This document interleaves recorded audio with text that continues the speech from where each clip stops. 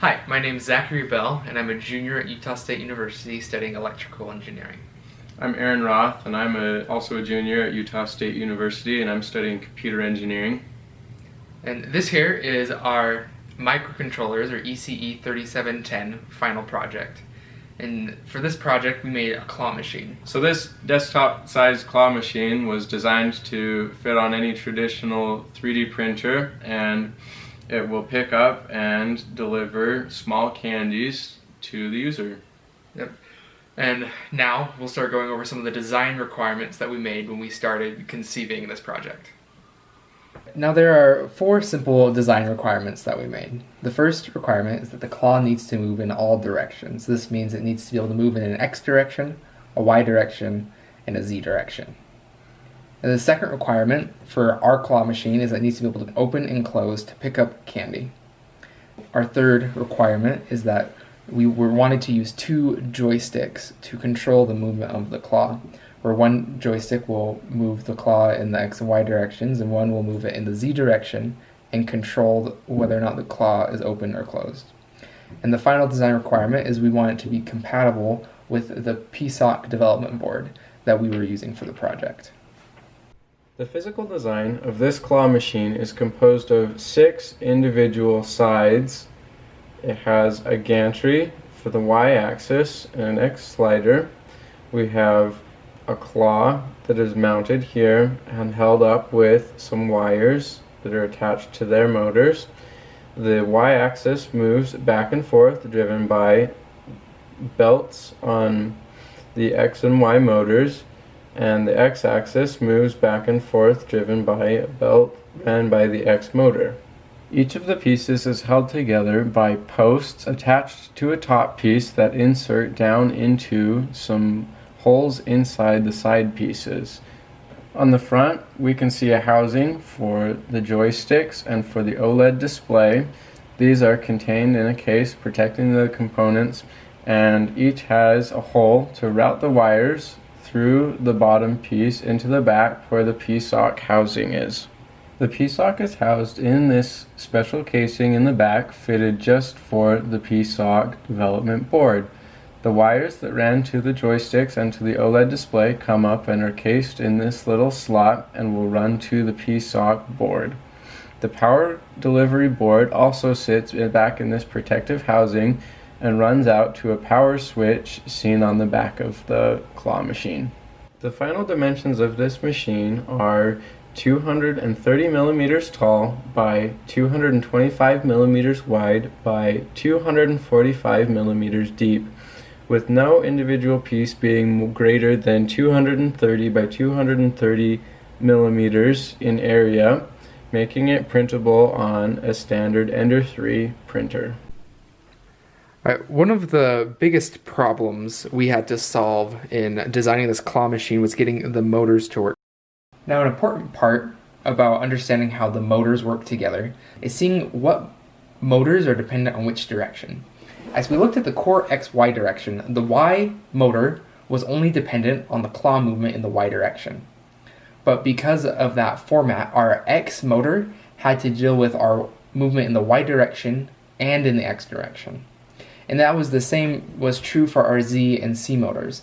And so this gives us a very clear format that Y motor is dependent on Y direction, X motor is dependent on X and Y direction, Z motor is dependent on Y and Z direction, and then the C motor is dependent on the Y direction, the Z direction, and opening and closing of the claw.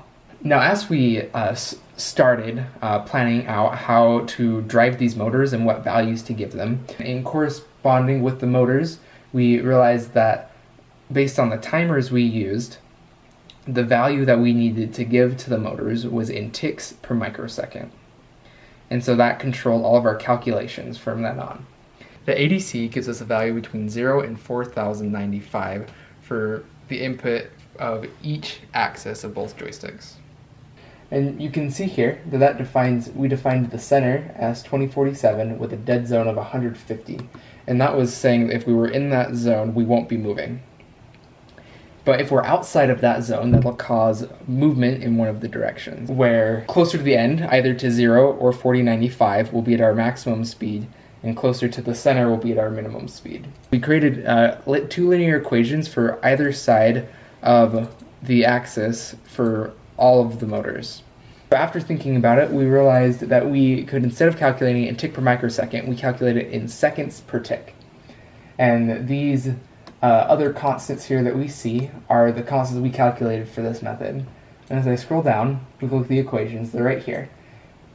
And so we had a positive slope for one direction and negative slope for the other direction. We picked them to be arbitrary at first and just made sure our motors were at the right direction so they worked together. And to know which half of it we were using, we multiplied the equation by a Boolean expression evaluating where the where the raw value from the ADC was. And that would give us a signed integer for when we add that Y motor ticks to the X and Z. And then C is just the Z added to the reading for the C axis. After we assigned what values all of the motor ticks would be, it was time to assign the periods to the different motors and to determine what direction they were going. So we look here, the if-else statements were the same for each motor. We just had to enable the motor if the motor ticks was not 0, and then we needed to assign the period to be the absolute value of the motor ticks. And then the direction was just based on whether the motor ticks was positive or negative. And following those if-else statements, we were ready to write that period using the tick write period function. We printed out the machine and assembled it. It looks great.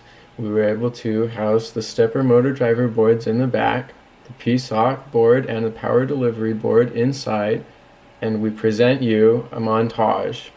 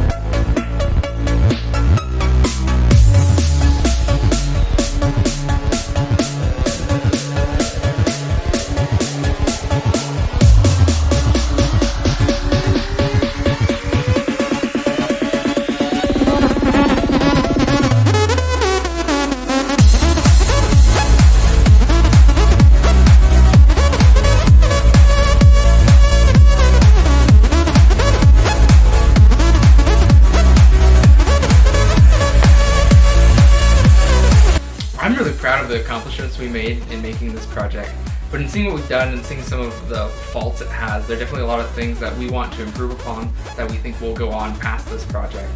One of our stretch goals we had is there's an organic LED display right here that we just wanted to have some things for how to start, for going, and we didn't have the time to implement that. And we also wanted to look at putting a sensor button here where the candies drop that would make LED strips go on, and we didn't have time to implement that either. And we're thinking about designing it so we can put in some acrylic planes here so that you couldn't just pick up the candy normally, you actually have to get it to the box.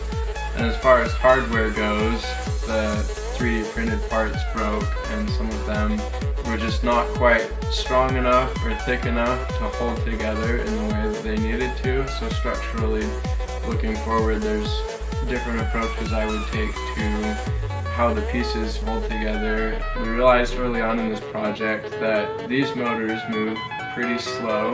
We went ahead and purchased some from DigiKey, but we didn't get the right parts delivered to us in time. I know I really enjoyed my time working on this project. I learned a lot, and I think it's really fun to use this, and I'm excited for our future implementations of this claw machine. I think I gained a lot of experience and practice in physical design as well as putting the microcontroller together, and we'll definitely be revisiting this design and implementing some of those changes that we had discussed for future use. And finally, if you find any little green aliens who are looking for their claw, you can talk to us. Thanks for watching.